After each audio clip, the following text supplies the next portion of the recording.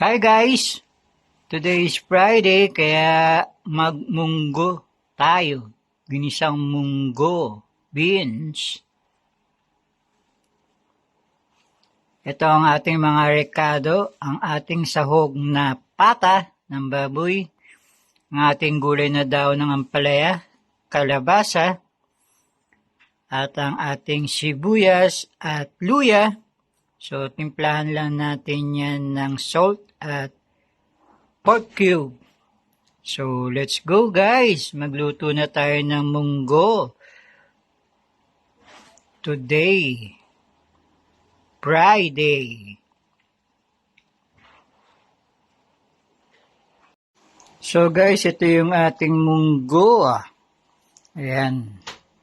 Galing siya ng Dubai. So, ang kaibahan lang ng munggo sa atin at ang munggo sa Dubai ay pagka malambot na siya, medyo malagkit na ang napoproduce niyang sabaw. So, yun. Siya mismo malagkit. Okay, guys. Ito ang ating munggo.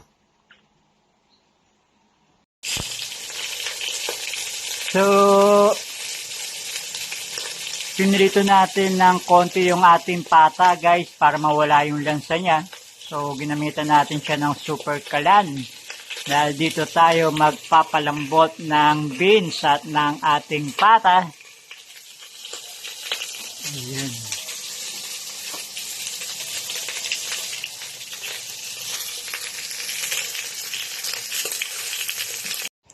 So, ayan guys, pagkatapos natin maprito ng konti ang ating pata, nilagyan natin na siya ng tubig at pakukuluan na natin. Sabay na natin yung munggo para parehas silang lalambot.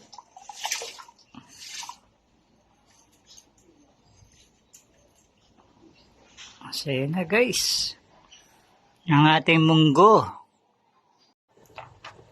So, ayan guys, ang ating munggo, napakuluan na ng gusto natin yan sa super kalan. Nilipat natin dito sa ating stove. At malambot na yung ating munggo at ang ating pata. Natimplahan na rin yan liquid seasoning at 4 cubes. So, ito na ang ilagay natin, yung ating kalabasa.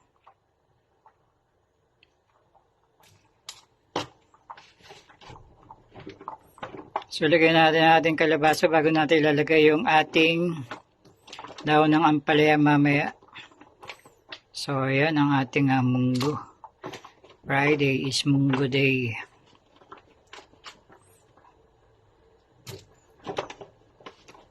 Dali naman ang lalambot ang ating kalabasa dahil mainit at kumukulo na yung tubig natin. Para sa sabaw ng ating munggo. Lagyan natin ang ating ampalaya guys. Ayan. So ready na siya para sa ating masarap na pananghalian. Ngayong Biyernes. So munggo ang ating putahe today. Finally guys, ito na ang ating munggo. Kain na po. Yum yum!